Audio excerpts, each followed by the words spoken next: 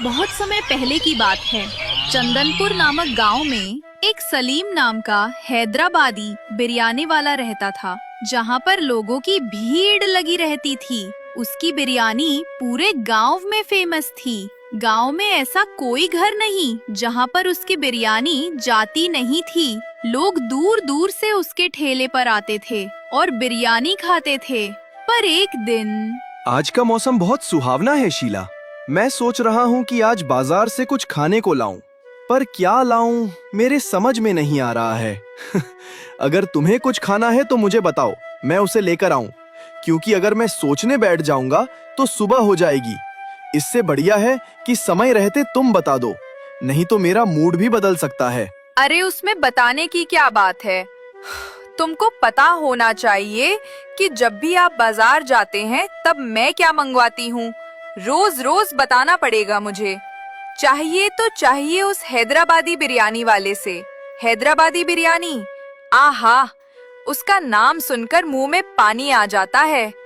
अब देर मत करो, जल्दी लेकर आओ। अरे शीला, तुम्हारा पेट कभी भरेगा भी या नहीं? क्योंकि जब देखो तब तुम्हें एक ही चीज चाहिए होती है, हैदराबादी बिरयानी। पता नहीं तुम्हें कैसी नशा चढ़ गई है। मैं भी खाता हूँ, पर रोज रोज नहीं। लेकिन तुमको चाहिए तो रोज चाहिए। जिद ऐसे करती है जैसे छोटी बच्ची हो। ठीक है, जा रहा हूँ लाने। इतना बोलकर मदन तुरंत घर से निकल पड़ता है।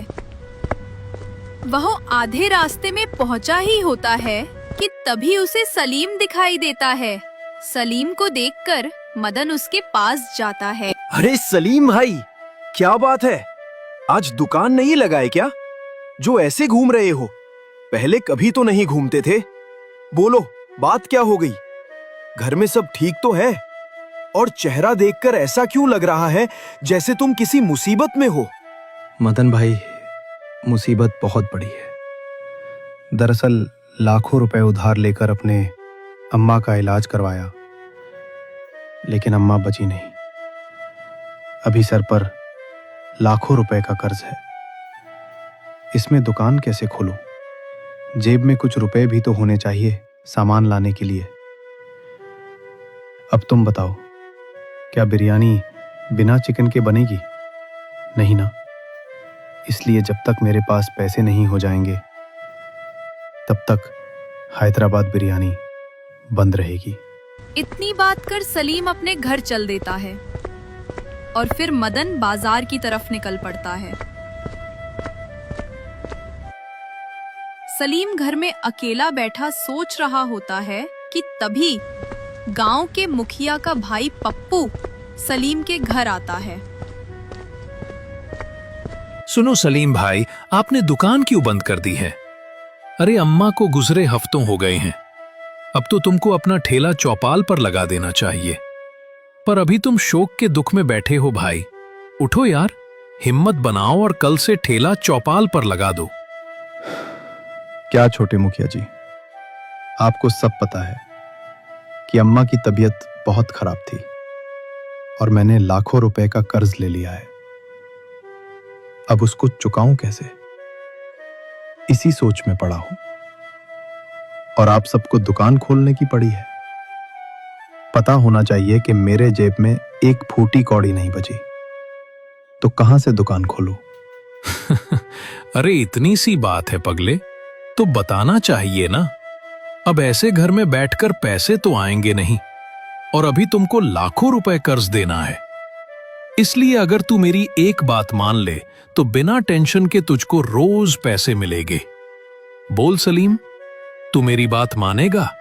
अरे छोटे मुखिया जी, आपकी बात है तो माननी पड़ेगी, क्योंकि आप जो बोलेंगे वही होगा।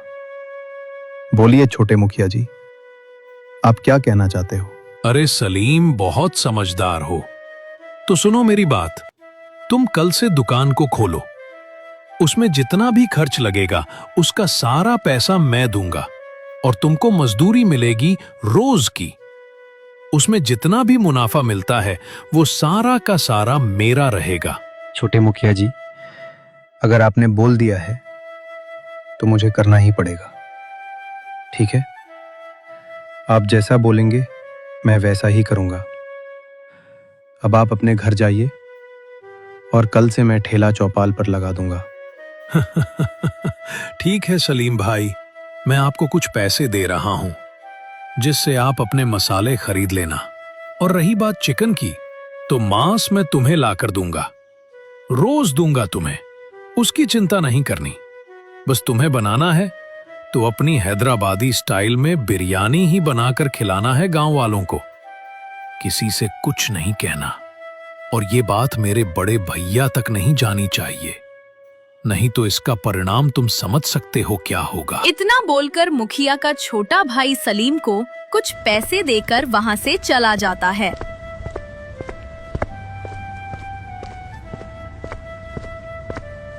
और फिर इधर सलीम सो जाता है। अगली सुबह होते ही सलीम बाजार के लिए निकल पड़ता है।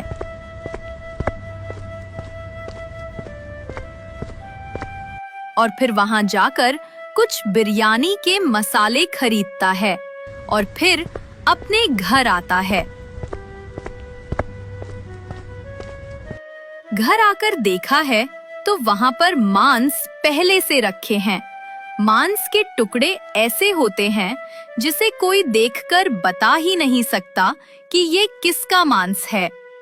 लेकिन सलीम को इससे कोई मतलब नहीं होता। वो सब कुछ घर पर तैयार कर अपना ठेला गांव के चौपाल पर लगा देता है।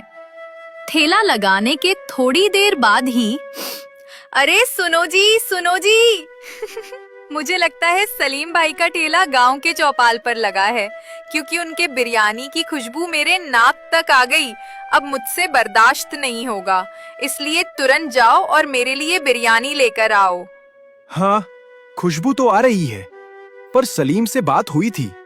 उसने बताया था कि उसके पास थोड़े भी नहीं पैसे बचे कि वो दुकान चला सके। पर अचानक से उसके पास पैसे कहाँ से आ गए? अरे तो क्या तुम इसी को सोचते रह जाओगे? मिल गए होंगे पैसे, कोई ना कोई उधार दे दिया होगा। अब ज्यादा मुझे बातों पर फंसाओ मत, मेरे लिए बिरयानी लेकर आओ। ठीक है बाबा, जा रहा हूँ। तुम्हारा गुस्सा नाक पर रहता है। जिस चीज की जिद कर दे तो लाना ही पड़ता है। अब जा रहा हूँ। इतना बोलकर मदन सलीम के ठेले की तरफ निकल पड़ता है।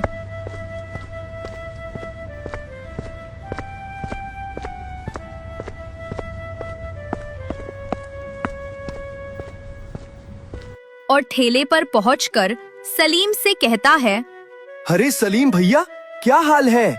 आप तो बोल रहे थे कि मैं दुकान नहीं खोलूंगा, और आज दूसरे ही दिन दुकान खोल दिए। मतलब मैं समझ नहीं पा रहा हूँ कि तुम मुझसे झूठ क्यों बोला। तुम तो मेरे बचपन के दोस्त हो, और फिर तुम पहले कभी मुझसे झूठ बोले नहीं, तो अचानक से झूठ बोलना कब से सीख गए? नहीं मदन भाई, मैंने कभी झूठ बोला ही नहीं, पर अब बोलना पड़ेगा। मतलब मजाक कर रहा था। दरअसल मेरे पास पैसे सच में नहीं है। मैं तुमसे कुछ बताना चाहता हूँ, बस किसी को बताना मत। ये बिरयानी केवल मैं बना रहा हूँ। ये ठेला मेरा है, पर इसका कमाया हुआ पैसा और सामान मेरा नहीं है। ये सब किसी दूसरे का है। अब किसका है मैं उसका नाम नहीं बता सकता, क्योंकि अगर उसका नाम बता दिया, अगर उसको पता चल गया, तब मेरा जीना मुश्किल हो जाएगा। कोई बात नहीं, मत बताओ मुझे। कोई जरूरत ही नहीं है पूछने का। मैं तो सिर्फ ऐसे ही पूछ लिया। ऐसा करो कि अपने भाभी के लिए बिरयानी पैक कर दो। और हाँ, समय मेरा यही रहेगा। जब तक तुम इस चौपाल पर अपना ठेला लगाओगे, तब तक तुम अपनी भाभी के लिए अपनी हैदराबादी बिरयानी पैक करके रखोगे। समझ में आया? मदन की इतनी बात सुनकर सलीम बिरयानी पैक करने लगता है कि तभी गांव का एक आदमी उस ठेले के पास आता है और फिर सलीम से कहता है, अरे सलीम भाई, सुबह से बहुत परेशान हूँ। पता नहीं किसने मेरी मुर्गियां चुरा ली। साला गांव में पता नहीं कहां से मुर्गी चोर आ गया। अगर एक मुर्गी की बात होती तो ठीक है, मेरी 5 मुर्गियां गायब हो गई हैं। और अब मेरी अम्मा बोलती है मुर्गियों को ढूंढ कर लाओ, तभी खाने को मिलेगा। अब कहाँ ढूंढूं सलीम भाई, ढूंढते ढूंढते मैं थक गया हूं। तो ऐसा करो, मेरे लिए एक प्लेट बिरयानी लगा। अरे जगदीश भाई, भला मुर्गियां कौन चुराएगा? कोई चुराने वाली चीज थोड़ी है। अपने गांव में पहले कभी चोरी हुई नहीं है, तो गांव में चोर कहां से आ गया? हमको लगता है कोई जानवर तुम्हारी मुर्गियों को उठाकर ले गया है। अपनी अम्मा को समझाओ कि मुर्गियां अब वापस नहीं आएंगी। मदन भाई, तुम्हारी बात सही है, पर अम्मा को समझ पाना बहुत मुश्किल है। अम्मा कहती हैं कि अगर मुर्गियां कोई जानवर उठाकर ले गया है तो उसके पंख वांख तो गिरे होंगे कहीं। मैं नहीं समझा पाऊंगा अम्मा को। अब जो होगा देखा जाएगा। चलो कोई बात नहीं जगदीश भाई, छोटी मोटी बातें होती रहती हैं। और हाँ, तुम बिरयानी खा लो, मुझे बहुत देर हो रही है, क्योंकि मुझे आए काफी देर हो गई। अगर बिरयानी लेकर घर नहीं गया तो तुम्हारी भाभी मेरा क्या हाल करेगी, तुम्हें पता होना चाहिए। इसलिए भाई मैं जा रहा हूँ। इतना बोलकर मदन सलीम को पैसे देकर हैदराबादी बिरयानी लेकर अपने घर चला जाता है और उधर जगदीश की अम्मा मुखिया के घर पहुंच जाती है। मुखिया जी, मैं बर्बाद हो गई। पता नहीं किसने मेरी सारी मुर्गियां चुरा ली।